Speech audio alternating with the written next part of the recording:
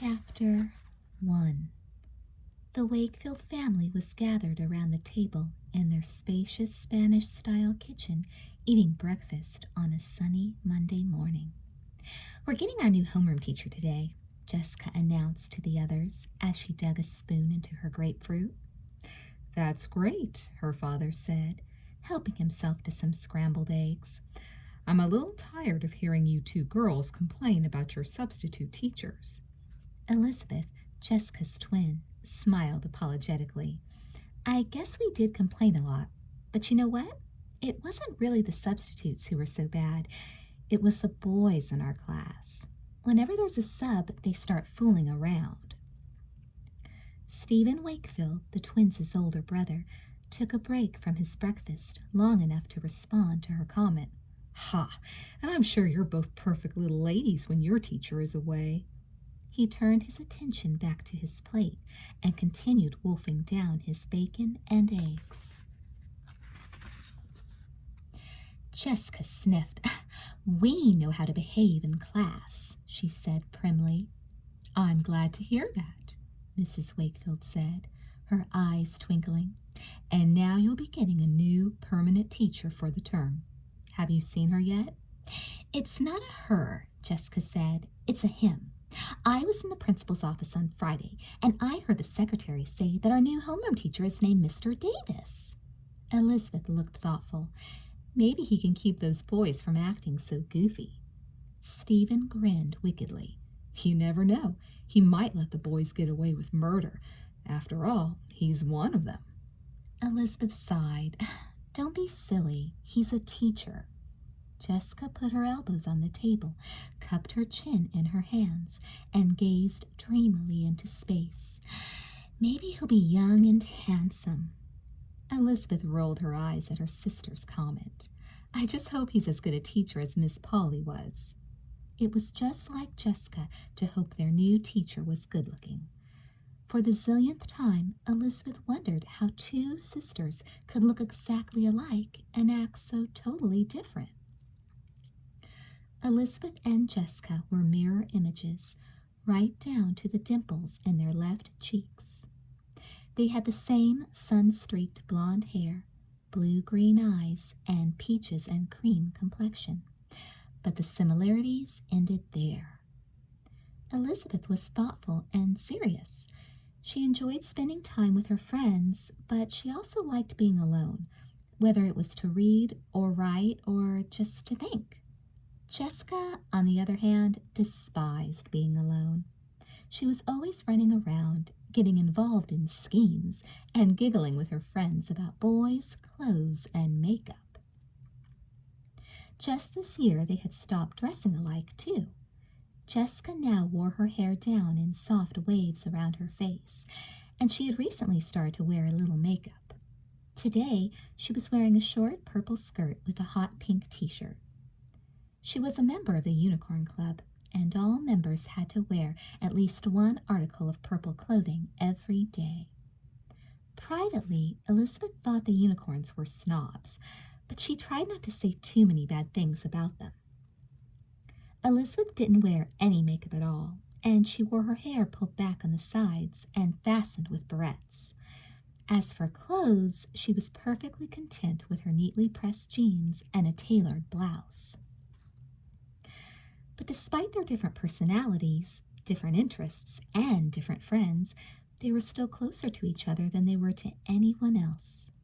Even when they didn't understand each other's motives, they were still the best of friends.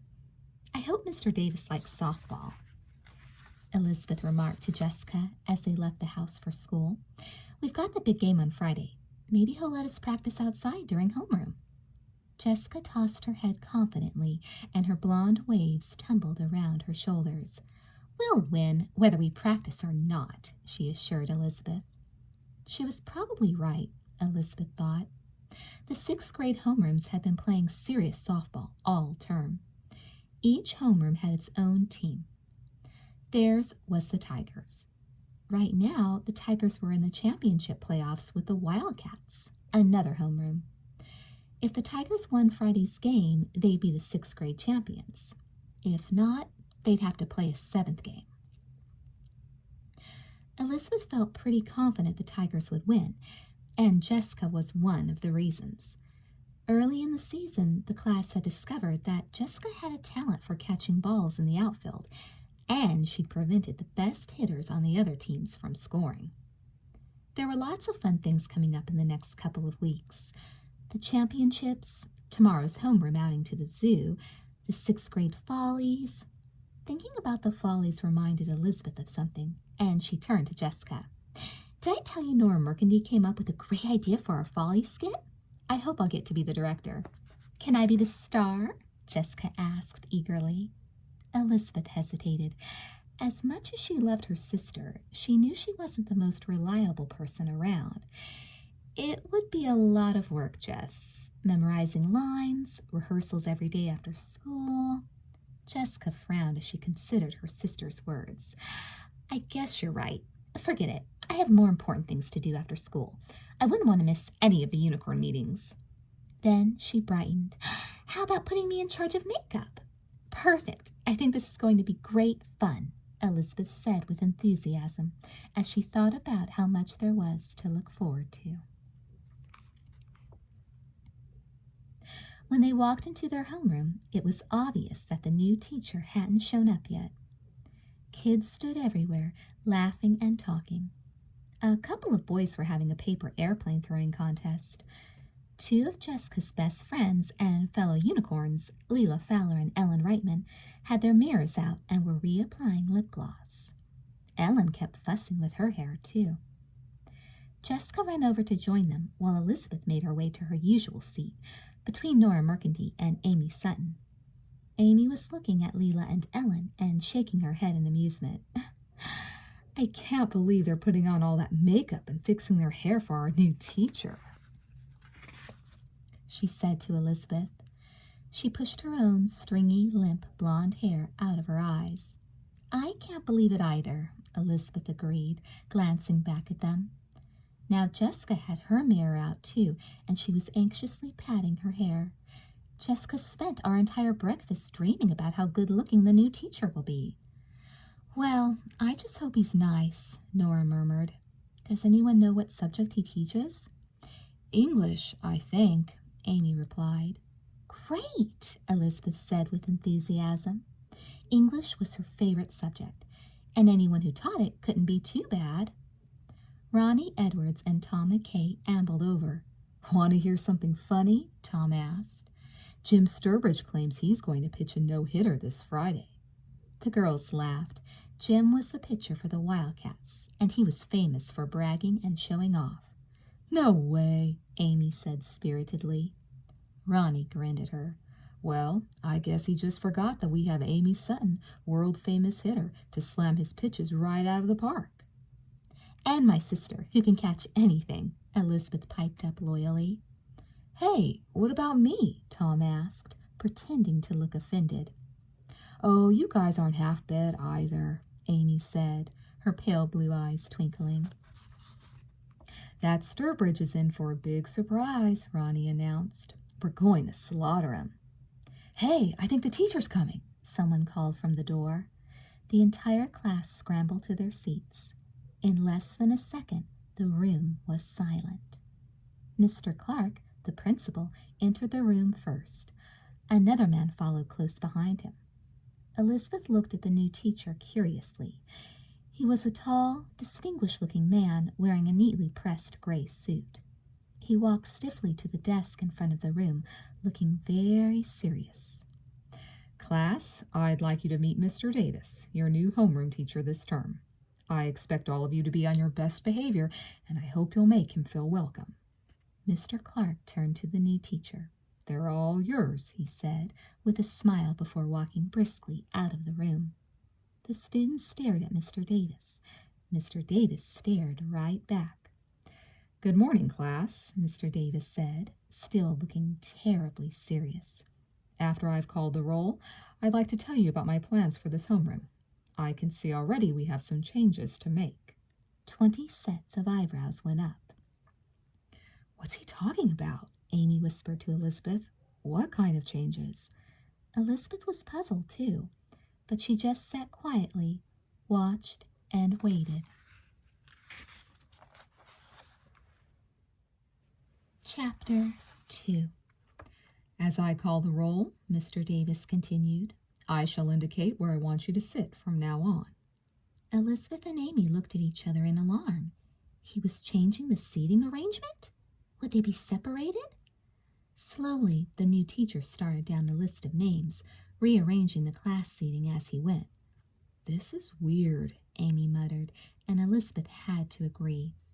Usually, teachers only made kids change seats if they were behaving badly or whispering all the time. But Mr. Davis wanted to rearrange all of them, and no one in the class had said a word yet. Elizabeth noticed something else peculiar, too. When Mr. Davis called the boys' names, he'd ask if they had a nickname they preferred. But when he called the girls' names, he didn't bother to ask about nicknames. In fact, he barely looked at them. Elizabeth moved to the seat Mr. Davis indicated on the other side of the room. She was pleased to see that she was still right next to Amy, although Nora was now 2 seats behind her. But as she looked around the room to see who was where, her eyes widened. Mr. Davis's new arrangement had all the boys on one side and all the girls on the other. Amy noticed this too. Why do you think he did that? She asked Elizabeth in a whisper. Elizabeth wasn't sure. I guess he doesn't think boys and girls should sit together. Maybe he's afraid we'd flirt or something. It didn't make sense to her, though.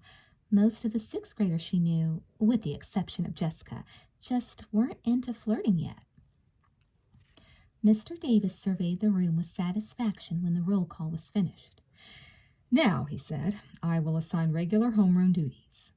Everyone sat up straighter, hoping to get picked for the good jobs, like carrying messages. I see that you have a lot of plants here on the windowsill, Mr. Davis noted. I suppose you girls brought them in. They should be watered daily. Ricky Capaldo raised his hand slightly and spoke in a voice barely above a whisper. I usually water them because I get to school early. For Ricky, that was a major speech. The small, thin boy was one of the shyest of the 6th graders. Mr. Davis smiled at him kindly. Well, I think one of the girls should handle it. I'll give that job to... He paused and looked at the roll. Ellen Reitman. Elizabeth glanced at Ellen, who made it obvious that she wasn't pleased with this job. And you've got gerbils, Mr. Davis continued, still looking at the roll. Feeding the gerbils will be Jessica Wakefield's responsibility. Elizabeth suppressed a grin. She didn't have to turn around and look at Jessica. She could imagine the horror on her twin's face. Jessica hated the gerbils, and she avoided them like the plague. She thought they were dirty and nasty. I will need a permanent messenger to take occasional notes to the office, Mr. Davis announced. That was the job everyone wanted. All over the room, hands shot up. Mr. Davis didn't even glance at the girls' side. He immediately selected Charlie Cashman. Is he crazy? Amy asked Elizabeth in a whisper. If he lets Charlie out of the room, he'll never come back. I guess he just doesn't know about Charlie, Elizabeth whispered back.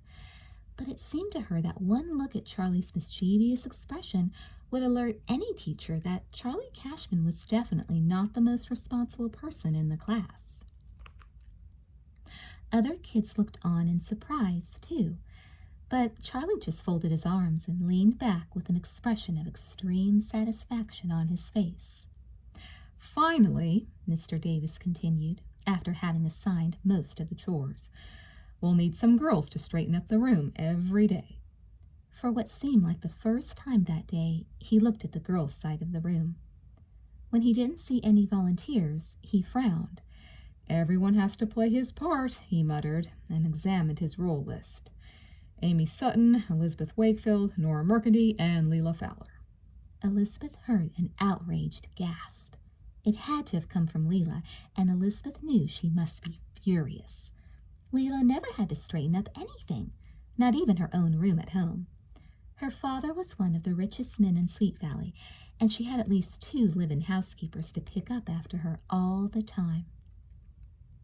Elizabeth couldn't resist turning around and taking a peek at her. Leila was waving her hand frantically in the air, but Mr. Davis just went on talking. You girls will be responsible for making sure we leave this room in the same condition that we found it. Of course, if you need to move anything, like desks, you should ask the boys to help you. I'm sure they'll be happy to oblige." "Fat chance," Amy muttered, and Elizabeth silently agreed. Mr. Davis went to his desk and sat down. "Now that we've taken care of all that, I'd like someone to fill me in on what's going on here at school." It sounded as if he were speaking to the whole class, but he was only looking at the boys' side.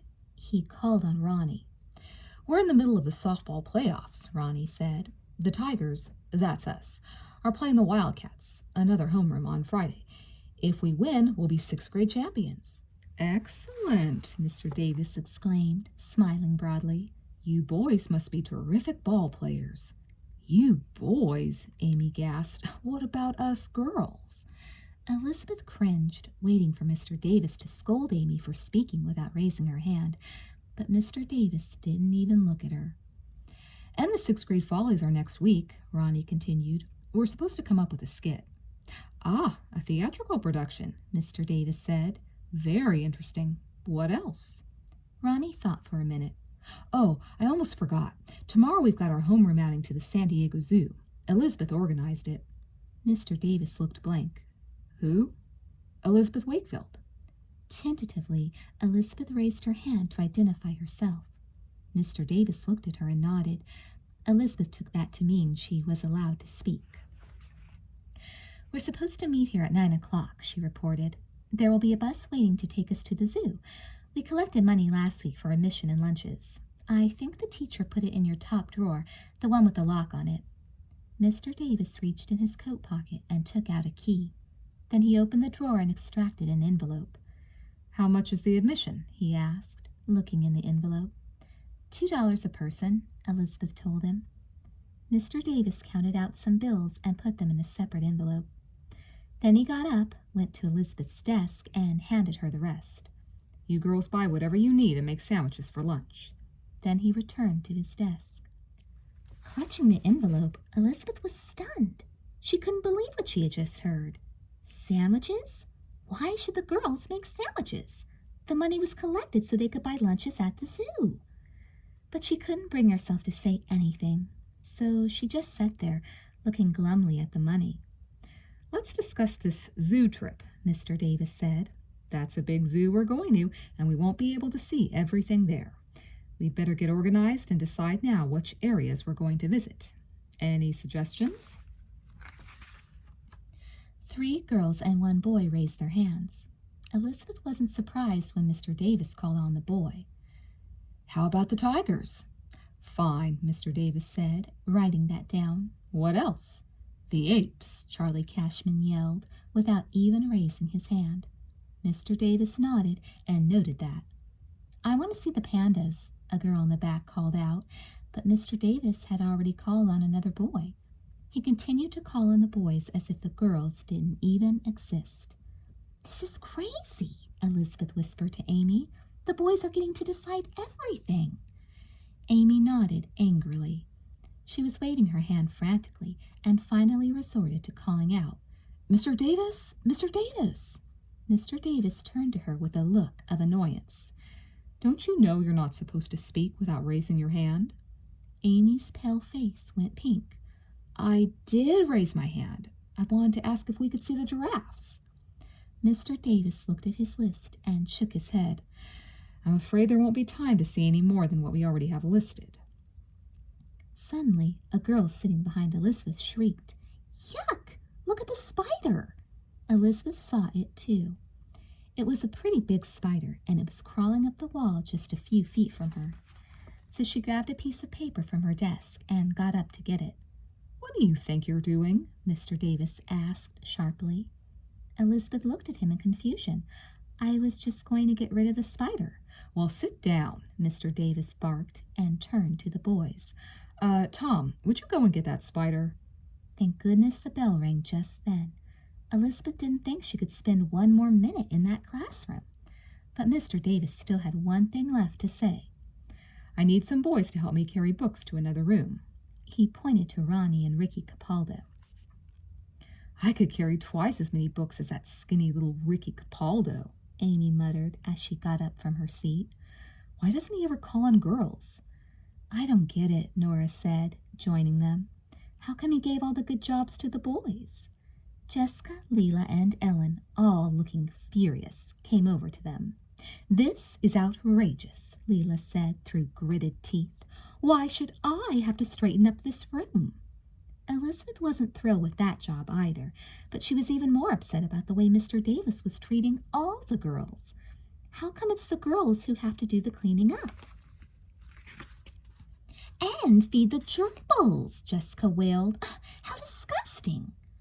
I had my hand up and he wouldn't even call on me, Ellen said. I'm going to make an official complaint, Leela stated firmly. To whom? Jessica asked. Leela tossed her head. Well, my father, first of all.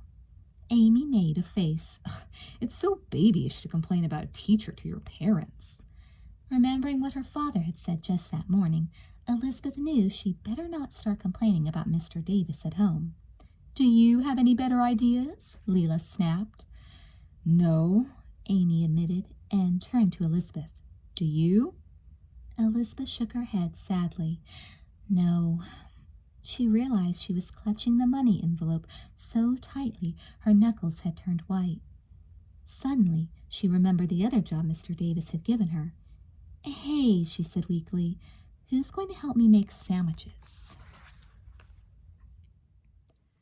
Chapter 3. Elizabeth pulled a slice of bread from the bag and quickly spread mustard on it. She handed it to Amy, who layered bologna and cheese on it.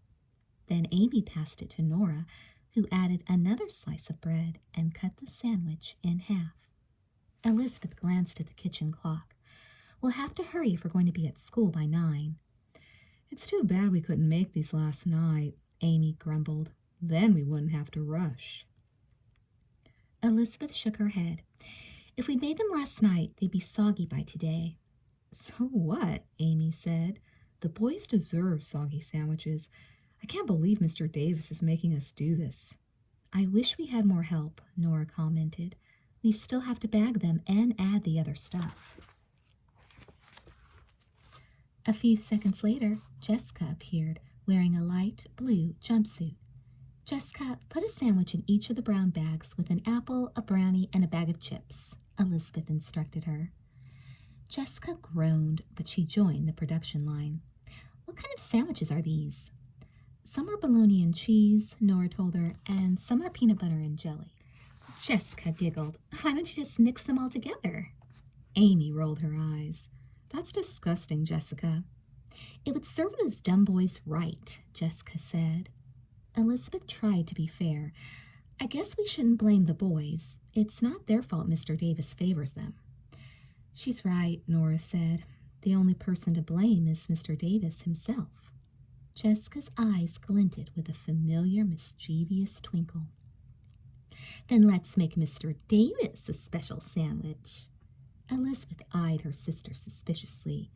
Jessica, just what do you have in mind? But Jessica had already gone to work. She took a piece of bread and spread it with peanut butter and jelly. Then she added slices of bologna and cheese. Then she went to the refrigerator and extracted a jar of pickles. Jessica, Amy squealed, that's awful.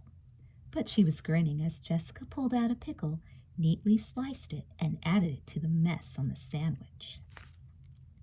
Nora was watching in awe. That's the most revolting thing I've ever seen. Elizabeth gasped. Jess, you're not really going to give that to Mr. Davis, are you? Jessica stepped back and examined her work critically. Just one more thing. She went back to the refrigerator and pulled out a bag of flaked coconut left over from a cake Mrs. Wakefield had baked. In unison, Amy and Nora shrieked, Jessica, yuck! And then they started laughing hysterically as Jessica sprinkled the coconut on the sandwich.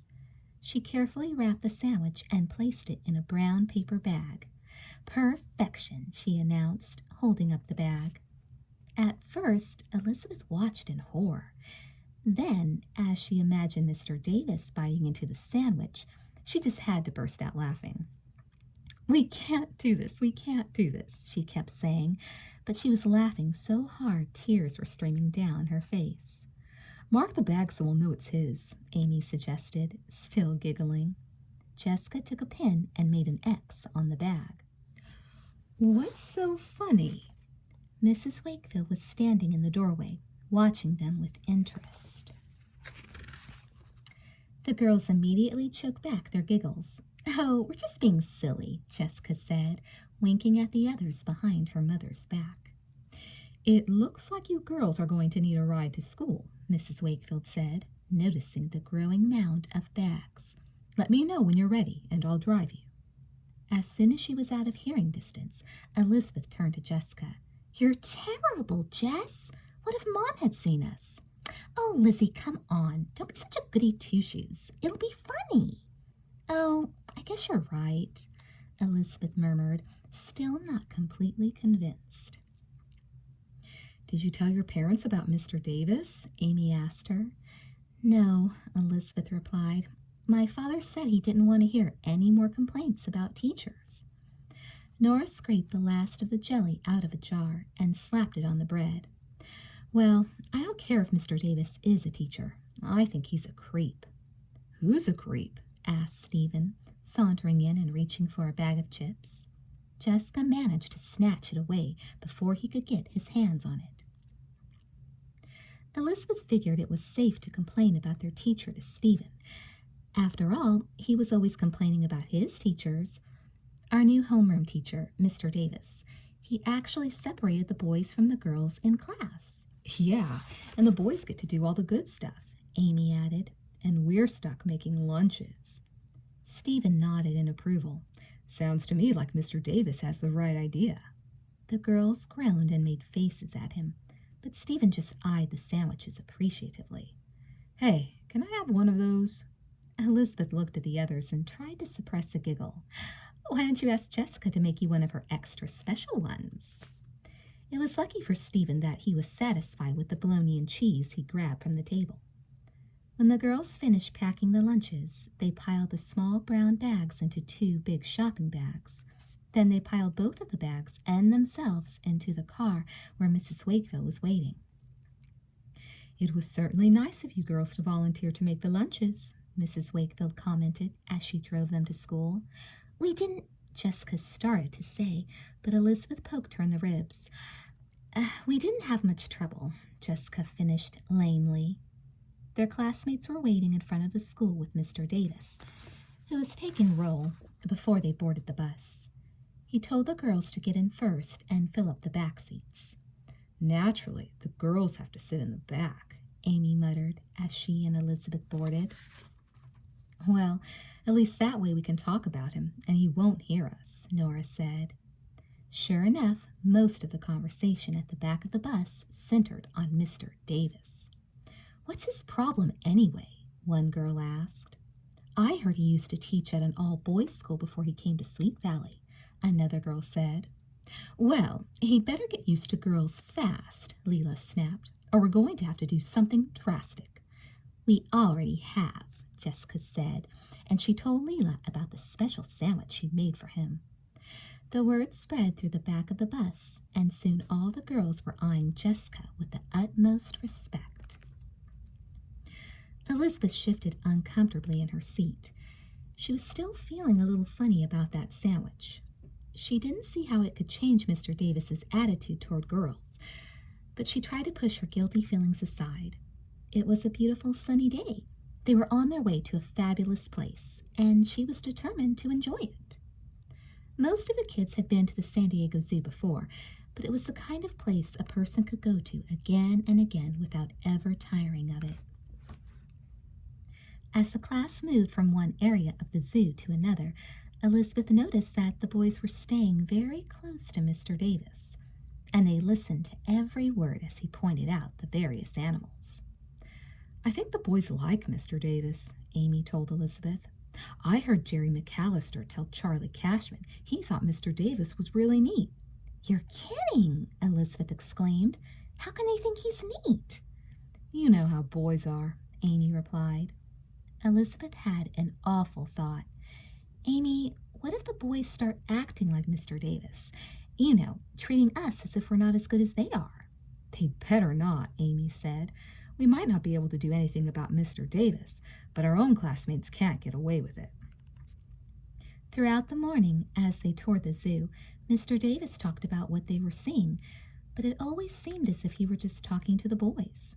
He wasn't actually nasty to the girls. He was always polite, but he just seemed to act as if they weren't as important as the boys. When it was lunchtime, Nora and Amy got the shopping bags from the bus and handed out the sandwiches in the picnic area. I don't like bologna, Jerry said when he unwrapped his sandwich. You got anything else? Peanut butter and jelly, Elizabeth told him. Jerry considered this. Okay, give me one of those. It's not my favorite, but it's better than bologna. Jessica frowned at him. Maybe you should have made the sandwiches yourself. Jerry sneered. That's woman's work. Elizabeth reached into the sack for another bag. The one she pulled out had the X on it. She hesitated. Did she dare give that nasty sandwich to Mr. Davis? Maybe she should just keep that one for herself and pretend to eat it. Jessica took the decision out of her hands. She snatched the bag and presented it to Mr. Davis. Here's one for you, Mr. Davis, she said sweetly.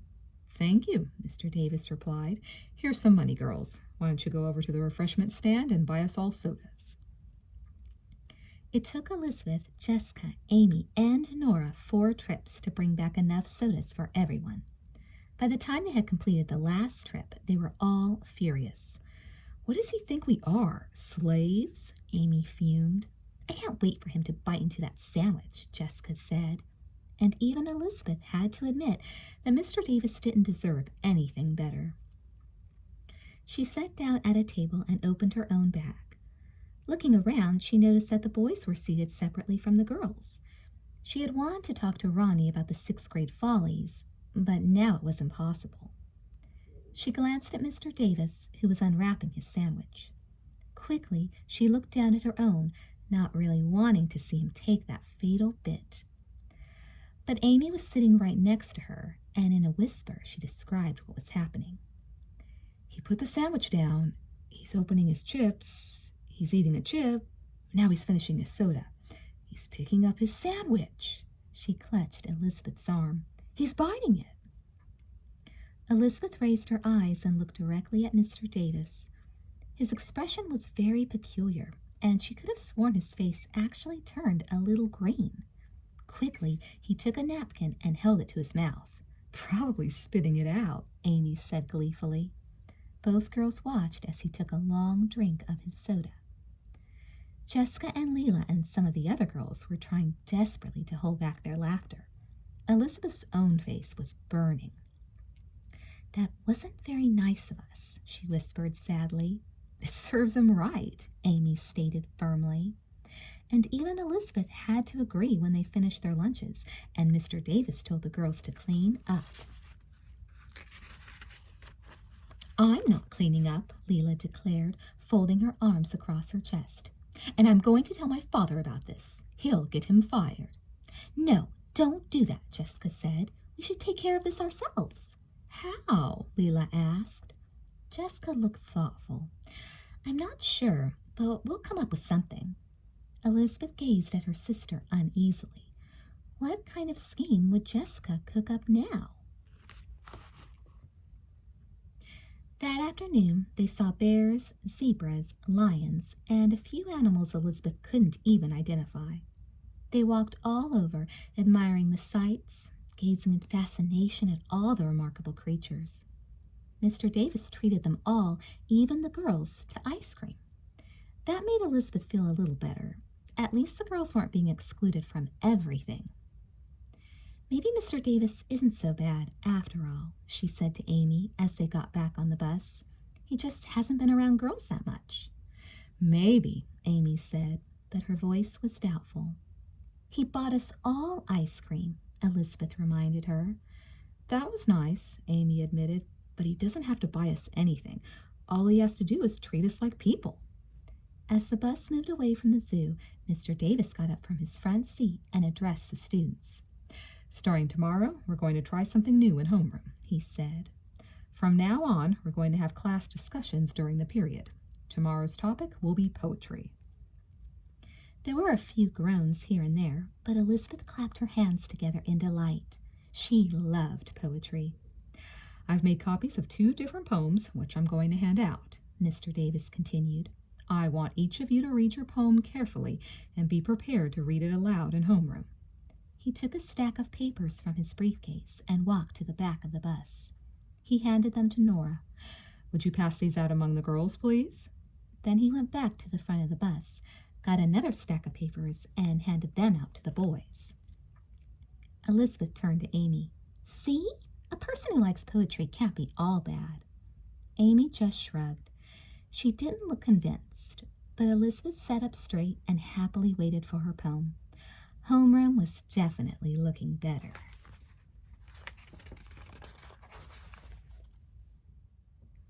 Chapter 4. I hope Mr. Davis doesn't call on me in class, Jessica said as she and Elizabeth entered school on Wednesday. I don't want to read that stupid poem out loud. For once, Elizabeth had to agree with her.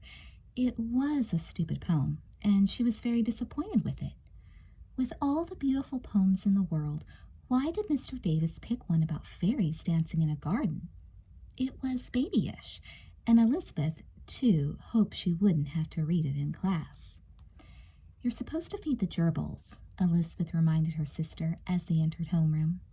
Jessica made a sour face. Ooh, I hate going near those animals, she moaned. Why did he have to pick me? Well, I'm not too thrilled about cleaning up after class either, Elizabeth said. As she went to her seat, she noticed that all the boys were hanging out together on their side, while the girls stayed on theirs. She wanted to talk to Tom about Friday's softball game, but she felt funny about going to the boys' side of the room. She had a feeling she wouldn't be welcome there. Did you read that poem? Amy asked her. Elizabeth wrinkled her nose. I thought it was pretty awful. Amy agreed. I felt silly reading it to myself. I wonder if the boys got such a terrible poem, Elizabeth wondered out loud. She soon found out. Mr. Davis came in just as the bell was ringing. Did you enjoy reading your poems? Mr. Davis inquired after calling roll. Nora made a face, and so did some of the other girls, but none of them responded. But the boys had a different response. Elizabeth was surprised to see several of them nodding enthusiastically. Let's hear them out loud, Mr. Davis said, and he called on Ronnie Edwards. Blushing slightly, Ronnie stood up and began to read. It was a great poem about a soldier fighting in the American Revolution. It was all about freedom and independence and the importance of fighting for what you believe in. Ronnie stumbled a little over the words, but it didn't matter. The poem was so strong and powerful, it still sounded thrilling. Why couldn't we get a poem like that? Amy asked Elizabeth in a whisper. I don't know, Elizabeth whispered back. Maybe he's just trying to show us the difference between a good poem and a bad one. When Ronnie finished, everyone applauded. Elizabeth suspected they were clapping more for the poem than the reader. Mr. Davis seemed pleased. Let's discuss this poem. What did it mean to you? How did it make you feel? Hands were flying all over the room. As usual, Mr. Davis just called on the boys. I liked the battle, Tom said. I felt like I was actually there, fighting with the guy. Mr. Davis nodded in approval. Yes, it was very vividly described. Anyone else have a comment? When the boys finished talking about the poem, Mr. Davis turned to the girls' side of the room. Now let's hear the poem I selected especially for the girls. Can I have a volunteer? No one raised a hand. Normally, Elizabeth wouldn't mind reading a poem out loud, but this particular one would be too embarrassing to read in front of the other students. It was just too silly. Mr. Davis frowned. Come now, girls. I know you're all shy, but we must have a reader. We're not shy, Elizabeth thought. We just know when a poem is so dumb it will make everyone laugh at us. But she didn't say anything. She just stared at her desk, hoping Mr. Davis wouldn't call on her. Amy Sutton, please read your poem, Mr. Davis ordered. Elizabeth gazed at her friend in sympathy. Amy looked as if she wanted to die. In my garden every day, She began softly, in a voice barely above a whisper. Louder, please, Mr. Davis ordered. Amy paused, gritted her teeth, and began again, reading very rapidly. In my garden every day the little fairies come and play. Slow down, Mr. Davis said, and start over. Now Amy's eyes were flashing. In my garden every day the little fairies come and play. They romp among the leafy bowers, dancing with my pretty flowers. Out of the corner of her eye, Elizabeth could see the boys grinning and smirking. Some didn't even try to smother their laughs. Poor Amy, she thought. When her friend finally finished the poem, she sat down abruptly, her face beet red. Thank you, Mr. Davis said politely. Now, what can anyone tell us about this poem? With the exception of a few snickers from the boys' side, the room was dead silent. Mr. Davis drummed his fingers on his desk impatiently. Amy, certainly you felt something while you were reading it. Share your feelings with us. Amy looked as if she were ready to explode. When she finally spoke, she sounded as though she was having a hard time controlling her voice. I felt silly, she said. It's a dumb poem. Why didn't you give us an exciting poem, like the one the boys had? Mr. Davis raised his eyebrows. I felt your poem would be more appropriate for girls. Does anyone else have a comment? Amy had pretty much spoken for the entire group. No one had anything to add.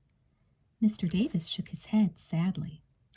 You girls certainly don't have much to say for yourselves. Well then, let's go on to other business. I understand that we need to prepare for the 6th grade follies, and we should begin by selecting someone to be in charge. Elizabeth brightened. This was something she'd been looking forward to.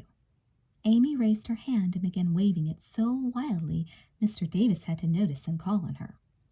Mr. Davis, I nominate Elizabeth to be the director. Everyone knows she can do a great job. Elizabeth tried to look modest as Nora called out, I second the nomination. The teacher's face was stern.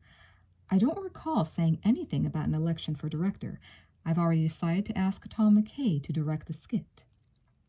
Elizabeth gasped. Tom McKay? He'd never said anything about wanting to direct the skit. She looked across the room at him. Tom was staring at Mr. Davis in surprise and confusion. Elizabeth could understand why. Tom was a nice guy and a friend of hers, but he wasn't much of a leader, and he had a reputation for being disorganized. Mr. Davis probably didn't know that. Elizabeth waited for Tom to tell the teacher that he didn't want the job. But one of the other boys said, Yeah, Tom, and another boy slapped him on the back. So Tom just grinned a little uneasily and agreed to be the director. Elizabeth was stunned. Here was her big opportunity to direct again, and Mr. Davis wasn't even going to give her a chance. Mr. Davis must have seen the disappointment in her face. I'm sorry, Elizabeth, he said, but I feel directing needs a strong hand with a lot of male muscle behind it. Perhaps you'd like to be Tom's assistant. You could bring refreshments for the cast and run errands. Bring refreshments? Run errands? Elizabeth couldn't believe her ears. Is that all he thought she was good for? Proudly, she raised her head and looked Mr. Davis directly in the eyes. No, thank you. Mr. Davis just shrugged. Let's discuss the skit you'll be doing. Nora raised her hand. I've written a skit, she began, but Mr. Davis interrupted her. That's nice, but the boys said that they've already got a skit. Ross, why don't you tell the rest of the class about it? Ross Bradley stood up and waved a few sheets of paper in the air. I got this from my brother. He's in college, and his fraternity did this skit. It's really cool. See, a bunch of guys are in this jungle trying to capture an ape, only they can't because the ape's very strong, and he keeps knocking them all down. So all the guys dress up like apes and trick the real ape into following them. My brother says all his friends at college thought it was funny. Elizabeth didn't think it sounded funny at all.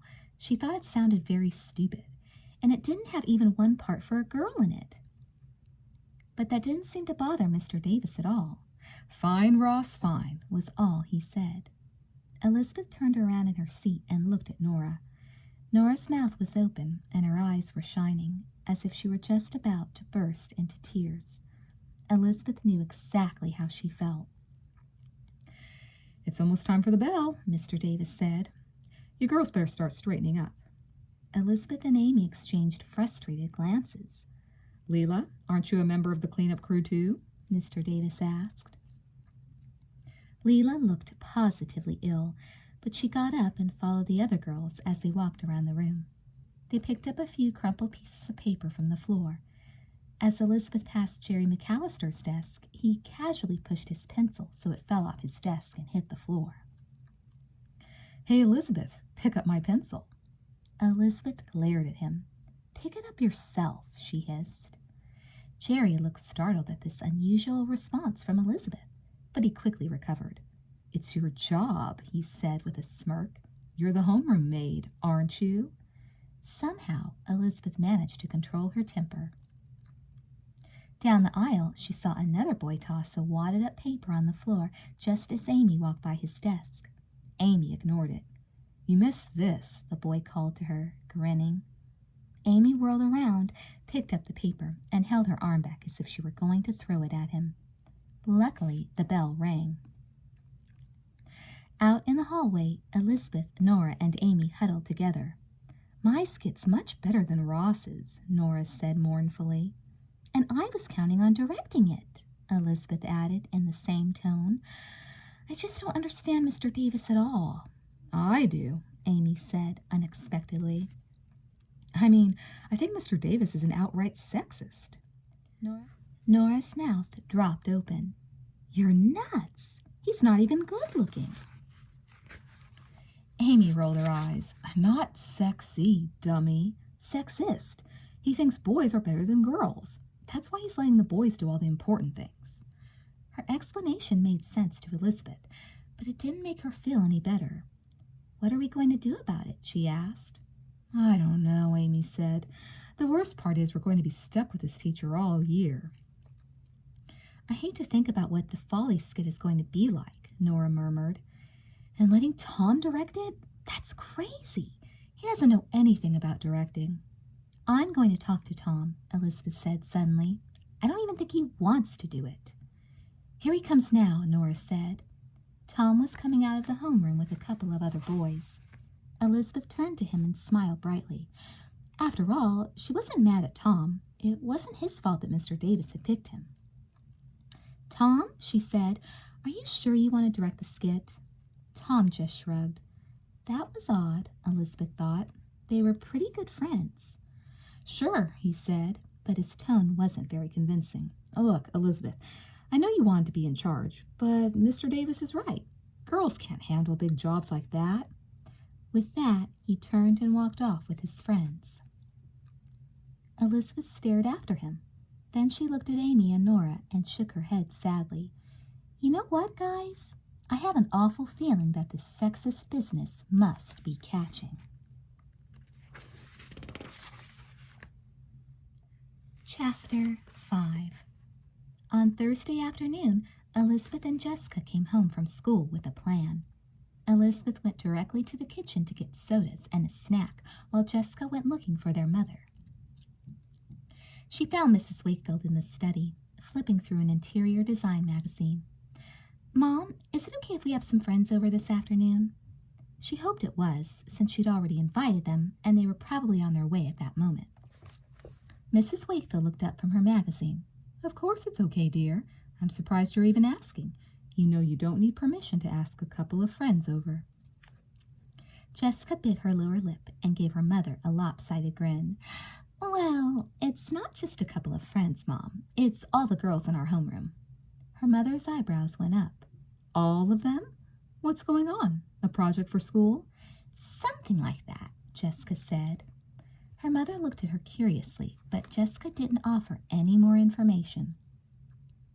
"Well, that's fine," Mrs. Wakefield said finally. "Why don't you girls use the den?" Jessica flashed her a grateful smile and ran out yelling, "Thanks, Mom," over her shoulder.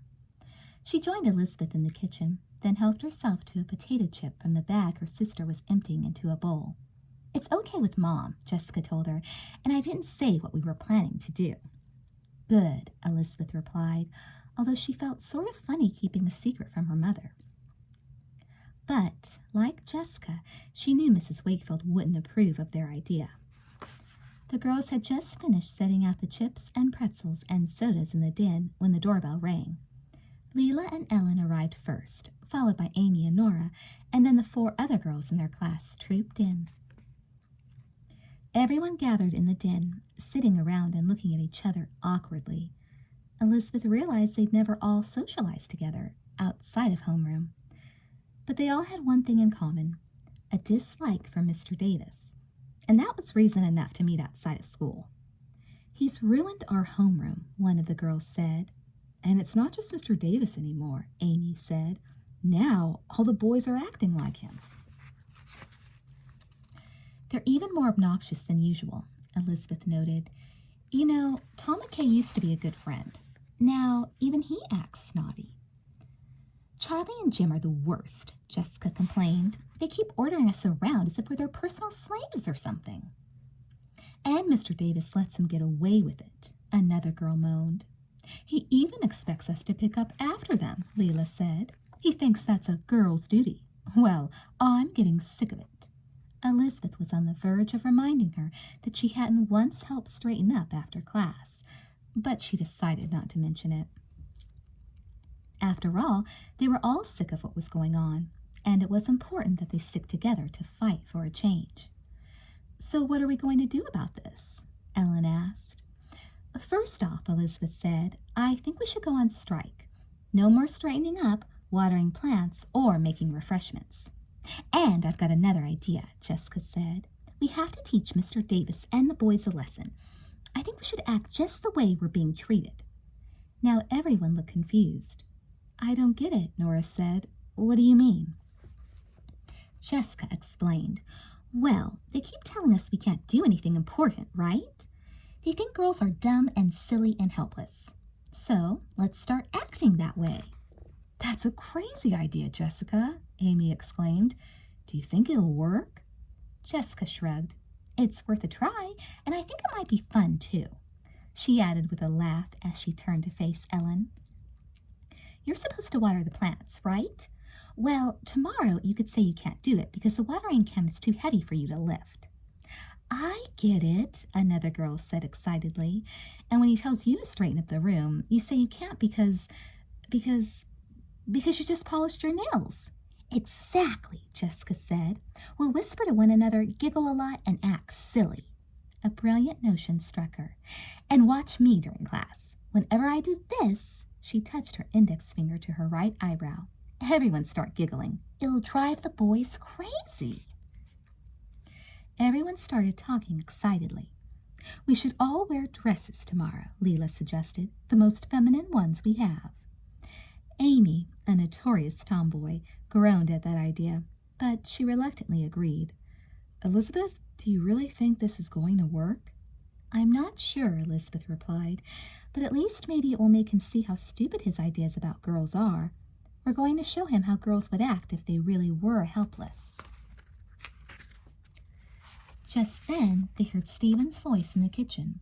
"Hey, what happened to all the sodas?" "We have them in here," Elizabeth called out to him. Stephen ambled in the door, then stopped when he saw the room full of girls. "What's going on here? A gigglers' convention?" Jessica opened her mouth, ready to give him a snappy retort. Then she had a better idea and clamped it shut. She turned to the group, coughed to get their attention, and then touched her right eyebrow. There was an immediate outburst of loud, shrill giggles. Stephen was taken aback by this totally unexpected reaction. When he recovered, he grinned uneasily and moved toward the sodas. Taking one, he started to back out of the room, but he stopped when Jessica called out to him. "Stephen, would you open this soda for me? I just can't do it by myself." Stephen stared at her. "What are you talking about? You open sodas all the time." Jessica's voice dripped with honey. "I guess I'm just too weak. You're so big and strong and powerful. Oh, please open it for me. Pretty please?" She held the soda out to him and batted her eyelashes furiously. Stephen's eyes darted back and forth between her and Elizabeth. "Okay, what's the joke? Did you shake it up so it's going to spray me when I open it?" Jessica's eyes were wide with innocence. Stephen, how could you say that? I could never think of doing something like that. I'm not clever enough. Stephen's expression was suspicious, but he took the can and opened it. Oh, Stephen, Jessica sighed. You're wonderful. She touched her eyebrow again, and the rest of the girls responded with giggles. Stephen looked as though he'd been trapped in a cage with wild hyenas. Nervously, he backed out of the room. As soon as he was out of earshot, Jessica turned to the others triumphantly. See? It's going to drive them nuts! The next morning, in homeroom, Elizabeth surveyed the girls' side with satisfaction. They were all wearing their most frilly dresses. The bell hadn't rung yet, but Mr. Davis was at his desk, and most of the boys were in their seats. It was time to go to work. Jessica got up and pranced to Mr. Davis's desk. In a voice loud enough for everyone to hear, she said, Mr. Davis, I can't be the gerbils any more. Mr. Davis looked up, puzzled. Why not? I'm scared of little animals, Jessica squealed. They might bite me. Maybe one of the boys could feed them instead. They're braver than girls. She turned slightly so the girls could see her and put her finger to her eyebrow. The whole side of the room erupted in giggles. I suppose that could be arranged if you're really frightened, Mr. Davis said. Ross, would you feed the gerbils? Ross glanced curiously at Jessica and then went to the gerbils. Meanwhile, Ellen skipped over to the windowsill where the watering can stood. She made a big show of trying to lift it. Mr. Davis, she wailed, I can't water the plants. This can is too heavy to pick up. I guess one of the boys should do it. They're so much stronger than we are. Again, Jessica gave the signal, and the girls giggled. Yes, yes, Mr. Davis said impatiently. Larry, water the plants, please. The bell rang, and the boys' side of the room settled down. Not the girls' side, though. They immediately leaned toward their neighbor or twisted around and started whispering. Elizabeth peeked at Mr. Davis, who was trying to get their attention for the roll call. He was looking at them, shaking his head, as if this behavior was exactly what he expected from girls. But the boys were all staring at the girls with puzzled expressions. Girls, I must have your attention, Mr. Davis called out. On cue, the girls giggled again. He sighed, them again calling roll. As each girl's name was called, she said, Here, in a high, squeaky voice, punctuated with another giggle. To Elizabeth's surprise, Mr. Davis didn't get angry or even annoyed.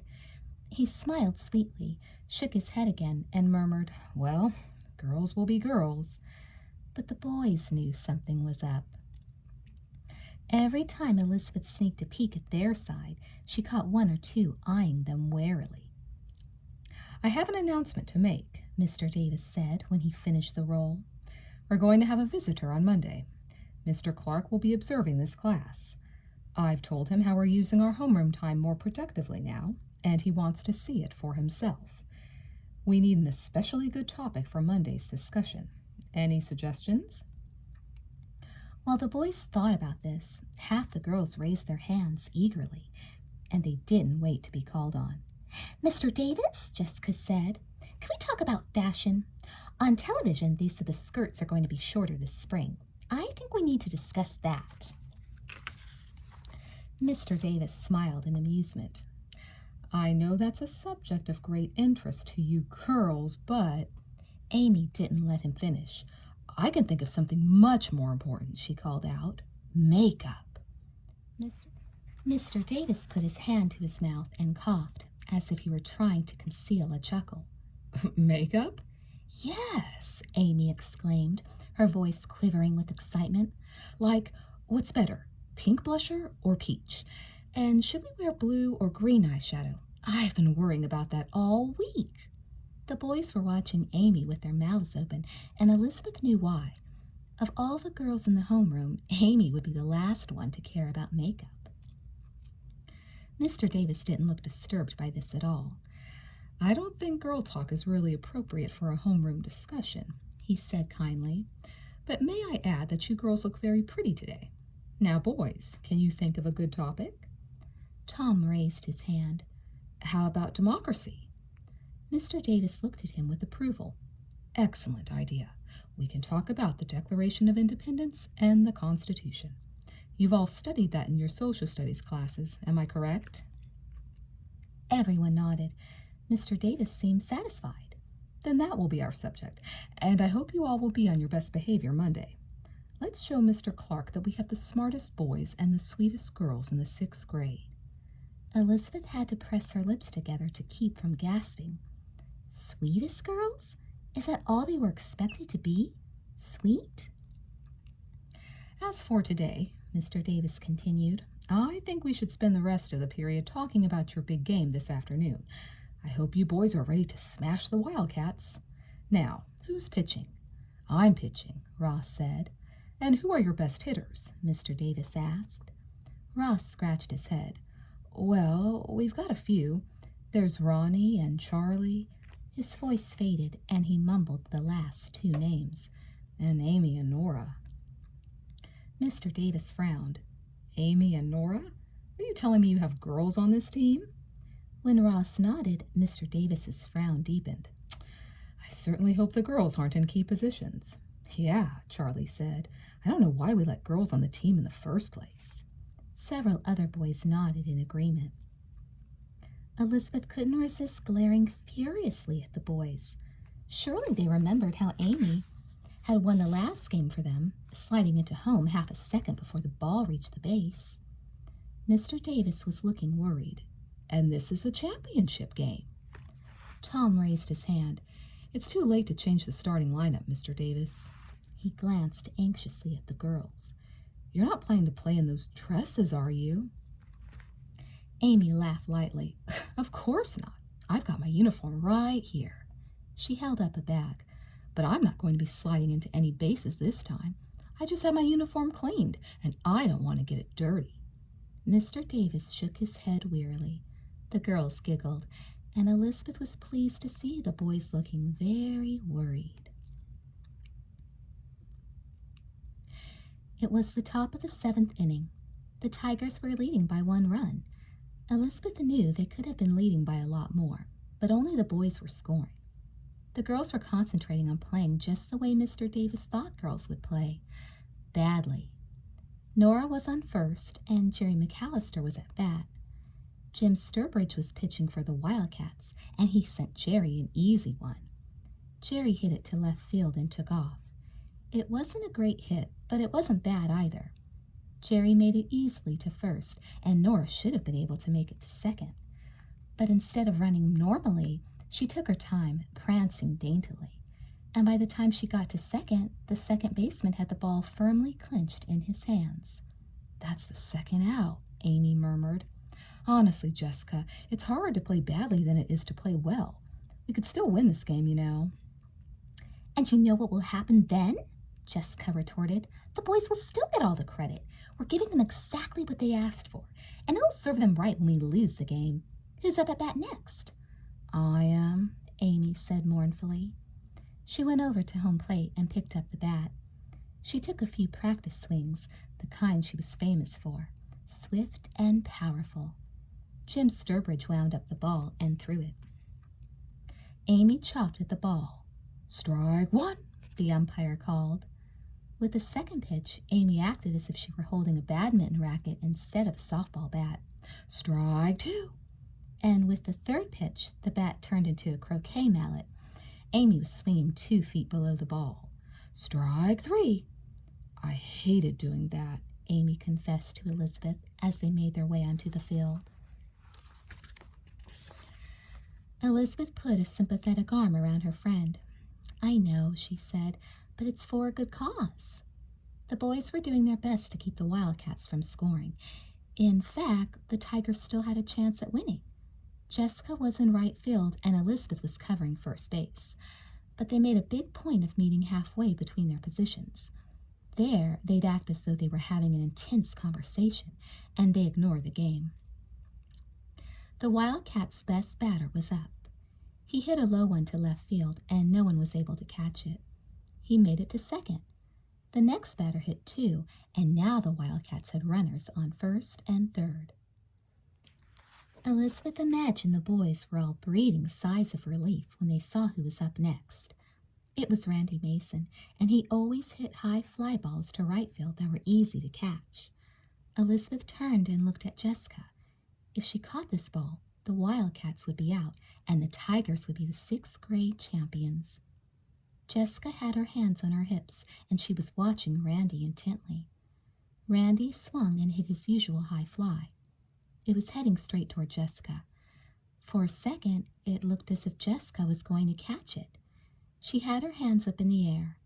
Then, just as the ball got closer, she covered her face protectively and made a big show of jumping out of the way. Elizabeth turned back to Randy. He froze as if he couldn't believe no one had caught his ball. "Run, run!" his teammates were yelling, and he finally did. It didn't matter that someone got him out at second.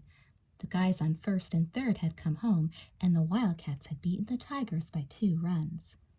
Mr. Davis, sitting in the bleachers, was blowing his whistle furiously and waving for the team to come over to him. Tom McKay caught up to Jessica and Elizabeth as they strolled toward the stands. "Why didn't you catch that ball?" he screamed at Jessica. Jessica smiled at him sweetly. "I was just playing like a girl." Tom scowled at her and ran on ahead. Jessica laughed gleefully. "I'll bet they're all furious," she said. "Now we're tied for the championship, and if they don't start treating us better, we're going to lose the final game too." The team gathered around Mr. Davis.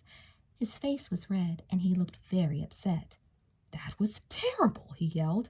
"I thought you were supposed to be such a good team, and you were leading. What happened out there?" "It was those stupid girls," Charlie said angrily. "We could have won that game easily." "Well, you can't really blame them," Mr. Davis replied. "That's the way girls play. The real question is, why are they on the team?" "Yeah," yelled one of the boys, and then all of them were nodding and agreeing with Mr. Davis. Elizabeth and Jessica looked at each other, aghast. This wasn't at all what they had expected. They thought the boys would have learned a lesson from this. Had they already forgotten that the girls were their most valuable players? "You've still got one more chance," Mr. Davis said grimly, "and I'm going to start working with you. You know, I was a varsity baseball player in college, and I think I'm a pretty good coach." He surveyed the group with stern eyes. "We've got 1 entire week to practice for the final game, but there's only one way we can win." He paused and glanced meaningfully at the boys.